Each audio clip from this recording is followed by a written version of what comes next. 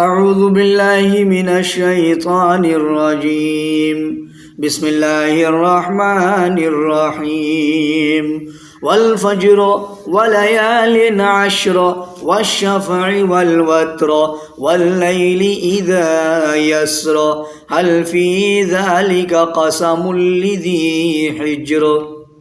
یہ سورہ فجر کی آیتیں ہیں، یہ سورہ فجر کی آیتیں ہیں۔ سورہ فجر کی آیتوں کو میں نے آپ کے سامنے تلاوت کیا، آیت نمبر 1 سے لے کر آیت نمبر 5 تک آپ کے سامنے پڑھا۔ انشاءاللہ تعالی انہی آیتوں کے تعلق سے آج کا درس پڑھیں گے۔ آج کی تعلیمات میں ان آیتوں کا ترجمہ و تفسیر سیکھیں گے۔ سورہ فجر سورہ نمبر 89 89 نمبر کی صورت ہے، سورہ نمبر 89 89 نمبر کی صورت ہے، اور یہ سورہ فجر قرآن مجید کے آخری پارہ اما پارہ کی صورت ہے۔ یہ سورہ فجر مکی صورت ہے دوستو، اور اس میں 30 آیات ہیں، اس میں 30 آیات ہیں۔ سورہ فجر کی سب سے پہلی آیت اللہ رب العزت نے، اللہ تبارک و تعالیٰ نے فرمایا والفجر، والفجر کیا معنی ہے کہ قسم ہے فجر کی، والفجر قسم ہے فجر کی، ولیال عشر اور قسم ہے 10 راتوں کی، والشفع والوتر اور قسم ہے جفت اور طاق کی، واللیل اذا یسر اور قسم ہے رات کی جب وہ چلنے لگے، یعنی چلنا شروع ہو جائے، چلنے لگے، چلنے والی رات کی قسم۔ حل فی ذالک قسم لذی حجر، یقیناً ان میں عقل مند کے لیے بھاری قسم ہے۔ محترم اسلامی بھائیوں، بزرگوں، دوستوں، پردہ نشین ماؤں بہنوں، ان آیتوں کا ترجمہ و تفسیر آج کے درس میں ہم پڑھیں گے۔ اللہ تبارک و تعالیٰ نے فرمایا والفجر قسم ہے فجر کی، اس سے مراد مطلق فجر ہے، کسی خاص دن کی فجر نہیں۔ اس آیت کریمہ میں اللہ رب العزت نے جو فجر کی قسم کھایا، اللہ تبارک و تعالیٰ نے جو فجر کی قسم کھایا، تو فجر سے مراد جو ہے نا مطلق فجر ہے، کوئی بھی فجر ہے، کسی بھی دن کی فجر جو ہے، کسی بھی سال کی کسی بھی رات کی فجر۔ دوستو اس میں کوئی بھی خاص دن کی، کوئی بھی خاص جو ہے نا وقت کی یا خاص جو ہے نا مہینے کی فجر نہیں ہے، یہ مطلق فجر کی قسم اللہ رب العزت کھا رہے ہیں۔ والفجر فجر کی قسم ہے فجر کی، ولیال عشر اور آگے کی آیت نمبر 2 میں اللہ رب العزت 10 راتوں کی قسم کھا رہے ہیں، اور قسم ہے 10 راتوں کی۔ اب یہ 10 رات کون سی ہیں تو چلیے جانتے ہیں۔ 10 راتوں کی قسم اللہ تبارک و تعالیٰ 10 راتوں کی قسم کھا رہے ہیں۔ اس سے اکثر مفسرین کے نزدیک 10 رات سے مراد یہ کون سی 10 رات کی اللہ قسم کھا رہے ہیں؟ یہ 10 رات کس مہینے کی 10 راتیں ہیں، کون سے مہینے کی 10 راتیں ہیں، اور ان 10 راتوں کی فضیلت کیا ہے کہ جن 10 راتوں کے اللہ رب العزت نے قسم کھایا، تو اکثر مفسرین کے نزدیک ذوالحجہ کی ابتدائی 10 راتیں ہیں۔ جی ہاں، ذوالحجہ کی ابتدائی 10 راتیں، یعنی کہ ابھی ہم جس مہینے سے گزر رہے ہیں، عربی مہینہ، اسلامک کیلنڈر یا پھر قمری مہینہ کا جو آخری مہینہ ہے، آخری مہینہ کو ذوالحجہ کا مہینہ بولا جاتا ہے۔ آخری مہینہ قمری مہینہ اسلامک کیلنڈر کے حساب سے آخری منتھ، لاسٹ منتھ ذوالحجہ کا ہے، اور ذوالحجہ کے مہینے میں آپ کو معلوم ہے کہ 1 سے لے کے 10 تک کی جو فضیلت ہے، شروع کے جو 10 دنوں کی جو فضیلت ہے، کہ اللہ کے نبی صلی اللہ علیہ وسلم کے حدیث ہے کہ یہ تمام دنوں سے افضل ہے، یہ دنیا کے تمام دنوں سے یہ 10 دن، یہ عشرہ ذوالحجہ کے دن جو ہے نا افضل ہیں، بہت ہی زیادہ فضیلت کے حامل ہیں۔ تو ولیال عشر، یہ جو 10 راتیں ہیں نا، تو انہی دنوں کی قسم اللہ رب العزت کھا رہے ہیں، اور انہی دنوں کی 10 راتوں کی قسم اللہ تبارک و تعالیٰ اس آیت کریمہ میں جو ہے نا اللہ تبارک و تعالیٰ کھا رہے ہیں، کہ اکثر مفسرین کے نزدیک ذوالحجہ کی ابتدائی 10 راتیں ہیں، جن کی فضیلت احادیث سے ثابت ہے۔ ان 10 راتوں کی فضیلت نبی اکرم صلی اللہ علیہ وسلم سے ثابت ہے۔ نبی اکرم صلی اللہ علیہ وسلم نے ان 10 راتوں کی فضیلت خود بیان فرمایا، خود ان 10 راتوں کی فضیلت کے بارے خود اللہ کے نبی صلی اللہ علیہ وسلم خود ان 10 راتوں کی فضیلت کے تعلق سے جو ہے نا بہت ساری حدیثیں بیان فرمائی۔ نبی اکرم صلی اللہ علیہ وسلم نے فرمایا، اللہ تعالیٰ کے یہاں، اللہ کے نبی صلی اللہ علیہ وسلم نے فرمایا، توجہ کے ساتھ سنیں گے، کہ اللہ کے یہاں عشرہ ذوالحجہ میں کیے گئے عمل صالح، اللہ تعالیٰ کے یہاں ان 10 راتوں، ان 10 دنوں میں کیے گئے عمل صالح سے دیگر دنوں کے عمل صالح زیادہ محبوب نہیں ہے۔ ان 10 دنوں میں جو بھی عبادات، جو بھی اعمال صالح کرتے ہیں، جو بھی نیک کام کیا جاتا ہے، دوستو ان دنوں میں کیا گیا عمل عشرہ ذوالحجہ کے شروع کے 10 دن میں کیے گئے نیک عمل اللہ رب العزت کو بہت ہی زیادہ پسند ہے۔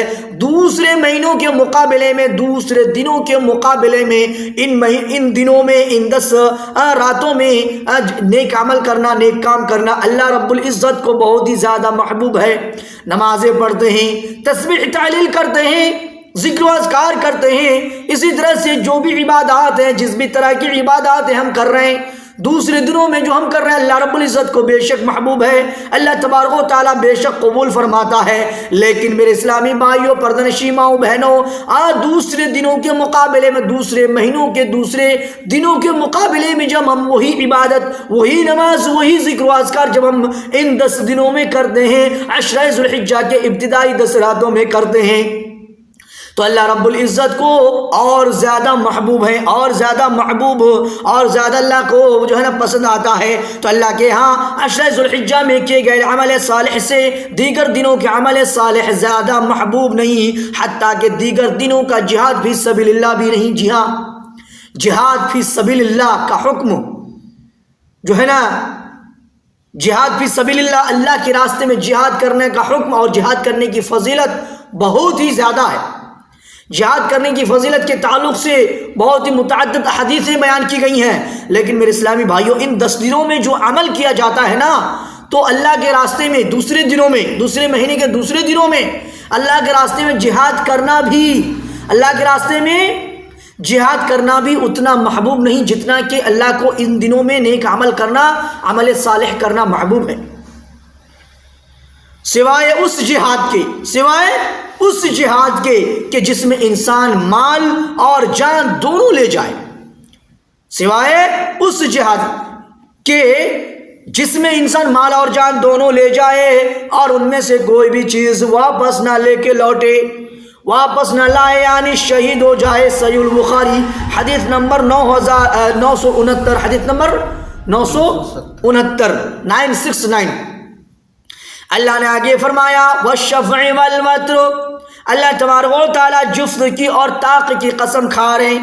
جفت کا مطلب جوڑا نمبر، جوڑا نمبر، جفت 2 4 6، یہ جفت جوڑا نمبر، اور طاق مطلب کہ سنگل عدد، طاق وطر یعنی کہ ایک، اسی طرح سے بجوڑ جو بولتے بجوڑ والا جو نمبر ہے، تو اللہ تبارک و تعالیٰ جوڑ نمبر اور بجوڑ نمبر کا قسم کھا رہے ہیں۔ والشفع والوتر، جفت کی قسم ہے اور قسم ہے جو ہے نا طاق کی، تو اس سے مراد جفت اور طاق عدد ہیں، جیسے کہ میں نے آپ کو بتایا کہ جوڑ نمبر، اس سے جو مراد ہے جوڑ نمبر مراد ہے، جوڑ نمبر جوڑ عدد مطلب مراد ہے، اور طاق یعنی کہ بجوڑ عدد مراد ہے، بجوڑ 1 3 5 7 اس طرح سے یہ بجوڑ نمبر ہے۔ تو اس سے مراد جفت اور طاق جوڑ اور بے جوڑ عدد ہیں، یا وہ معدودات جو جفت اور طاق ہوتے ہیں، یا پھر وہ نمبرز، وہ معدودات، وہ گنے گئے، وہ جو ہے نا عدد کیے گئے گنے گئے نمبر جو جفت اور طاق ہوتے ہیں، جو جوڑ اور بجوڑ ہوتے ہیں۔ بعض کہتے ہیں کہ یہ دراصل مخلوق کی قسم ہے، بعض لوگوں کا کہنا ہے کہ یہ دراصل مخلوق کی قسم ہے، اس لیے کہ مخلوق بھی جفت ہوتا ہے، جفت یعنی جوڑا ہوتا ہے، یا پھر طاق یعنی کہ بجوڑ ہوتا ہے، فرد ہوتا ہے، اکیلا ہوتا ہے، اس کے علاوہ نہیں۔ کوئی بھی مخلوق یا تو جوڑ ہوتا ہے یا پھر بے جوڑ، یعنی جوڑ ہونے کا بھی مطلب ہے کہ جوڑ ہونے کا مطلب کیا ہے، ایک تو کہ کیا بولتے ہیں اسے مؤنث مذکر میل فیمیل، بجوڑ کا مطلب جو اس کا کوئی بھی جنس نہیں۔ اسی طرح سے ایک مطلب یہ بھی ہے کہ جوڑ میل فیمیل کی جو میرج ہو جاتی ہے، یا پھر بجوڑ جو سنگل رہتا ہے انسان۔ تو اس سے مراد کیا ہے مخلوق؟ بعض لوگوں کا کہنا ہے کہ دراصل مخلوق کی قسم ہے، اس لیے کہ مخلوق بھی جفت یا تو جوڑا ہوتا ہے یا طاق یا پھر بجوڑ ہوتا، فرد ہوتا، اس کے علاوہ نہیں۔ ایسا تفاسیر۔ واللیل اذا یسر، اور رات کی قسم، اور قسم ہے رات کی جب وہ چلنے لگے۔ اللہ رب العزت آگے کی آیتوں میں آیت نمبر 4 میں اللہ قسم کھا رہے ہیں کہ واللیل اذا یسر، اور قسم ہے رات کی، قسم ہے رات کی. کون سی رات کی؟ جب وہ چلنے لگے، چلنے والی رات کی قسم. کیا مطلب ہے؟ کیا مطلب ہے؟ یعنی جب آئے اور جب جائے. چلنے کا مطلب کیا ہے؟ جب رات آئے اور رات چلا جائے. رات آئے اور چلا جائے تو اس کا مطلب کیا ہوا؟ یہ چلنے والی رات ہوئی. تو دوستو رات کی قسم جب کہ وہ چلنے لگے، اللہ رب العزت ان راتوں کی قسم کھا رہے ہیں کہ جب آئے اور جب جائے. کیونکہ جو واللیل اذا یسر ہے، یسر سیر یسر جو ہے سیر سے ہے. سیر کا مطلب ہوتا ہے چلنا. سیر کا مطلب ہوتا ہے چلنا. تو آتے جاتے دونوں صورتوں میں چلنا ہوتا ہے. ہم آئیں گے بھی تو بھی چلنا ہوا، جائیں گے تو بھی چلنا ہوا. تو آتے جاتے دونوں صورتوں میں چلنا ہی ہوتا ہے. اس لیے اللہ رب العزت نے یہاں پہ بیان فرمایا واللیل اذا یسر، اور رات کی قسم جب وہ چلنے لگے، جب وہ چلنے لگے.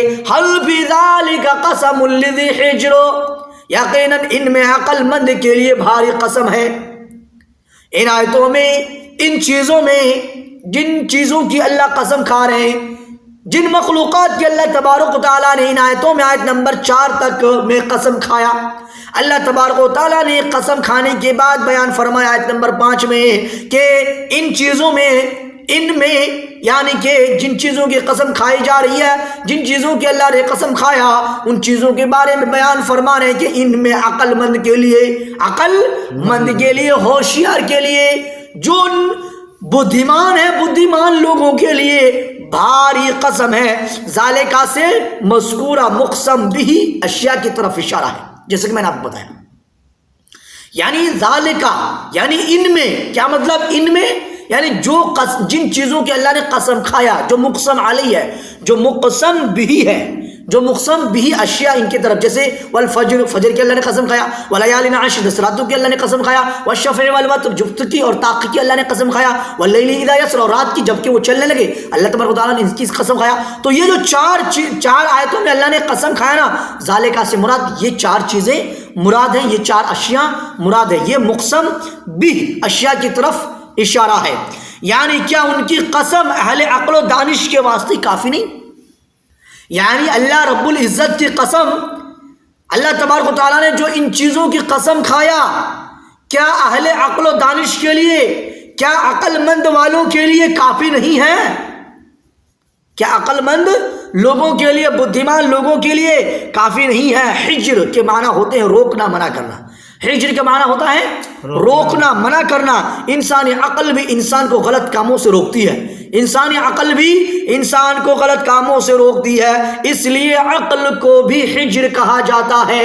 اس لیے عقل کو بھی حجر کہا جاتا ہے. میرے اسلامی بھائیوں، پردرشی ماؤں بہنوں، اس بات کے تعلق سے میں آپ کو ایک بات بتا دوں. جب انسان کے من میں کوئی بات آتی ہے، جب انسان کوئی نیک کام کرنا چاہتا ہے یا کوئی برا کام کرنے کی دل میں خواہش ہوتی ہے، تو عقل جو ہے اسے الرٹ کرتا ہے کہ یہ صحیح ہے یا غلط ہے.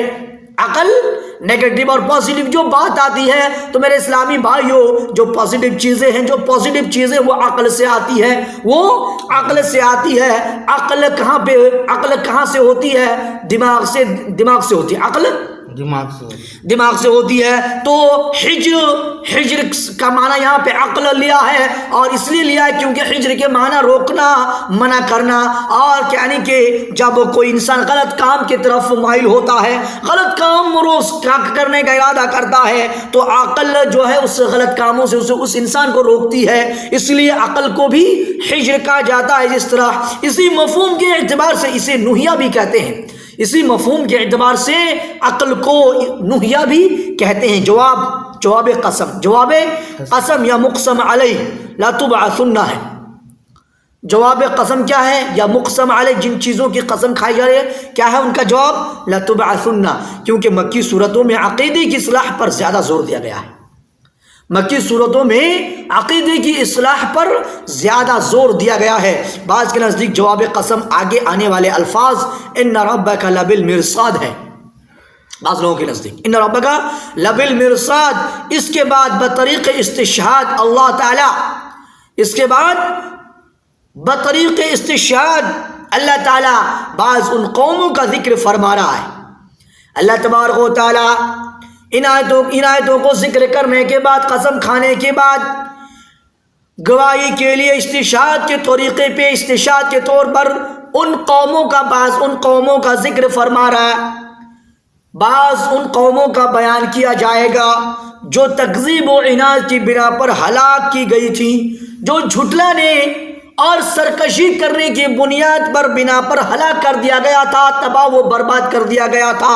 مقصد اہل مکہ کو تنبیہ ہے، مقصد بیان کرنے کا مقصد بعض گزشتہ قوموں کا ذکر اور ان کی کرتوت اور ان کے بارے میں یا ان آیتوں میں بیان کرنے کا مقصد صرف یہ ہے کہ اہل مکہ کو تنبیہ ہے، اہل مکہ کے لیے الرٹ ہے، اور پوری دنیا کے لوگوں کے لیے ایک تنبیہ ہے، پوری دنیا کے لوگوں کے لیے جو ہے تنبیہ اور الرٹ ہے کہ اگر تم ہمارے رسول کی تکذیب سے باز نہ آئے، اگر تم ہمارے رسول کو ہمارے رسول کی تکذیب سے، ہمارے رسول کو جھٹلانے سے باز نہ آئے تو تمہارا بھی اسی طرح مواخذہ ہو سکتا ہے، تمہارا بھی اسی طرح سے پکڑ ہو سکتی ہے جیسے کہ اللہ نے گزشتہ قوموں کو پکڑا، جیسے کہ اللہ تبارک و تعالیٰ نے گزشتہ قوموں کا مواخذہ کیا، جیسے گزشتہ قوموں کا اللہ نے کیا، اللہ نے ہلاک و برباد کر دیا، تباہ و نیست و نابود کر دیا۔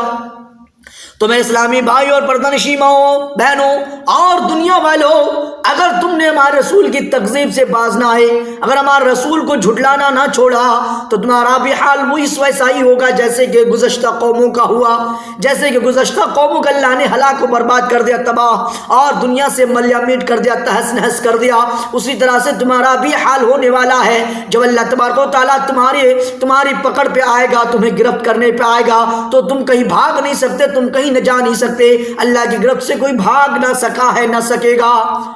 تو یہ تھی سورہ فجر کی آیت نمبر 1 سے لے کر آیت نمبر 5 تک کا ترجمہ و تفسیر جو کہ میں نے آپ کے سامنے بیان کیا۔ اللہ رب العزت سے دعا ہے الہ العالمین آیتوں کو سمجھ کر پڑھنے کی توفیق عطا فرما، یہ الہ العالمین قرآن و حدیث کو سمجھنے کی توفیق عطا فرما، یہ الہ العالمین اللہ تمہارے نیک اعمال کو قبول فرما، یہ الہ العالمین تمہاری خطاؤں کو، لغزشوں کو، گناہوں کو معاف فرما۔ ربنا تقبل منا انك انت السميع العليم، وصلی اللہ تعالی علی خیر خلق محمد وآلہ وصحبہ اجمعین، وآخر دعوانا ان الحمد للہ رب العالمین۔ السلام علیکم ورحمۃ اللہ۔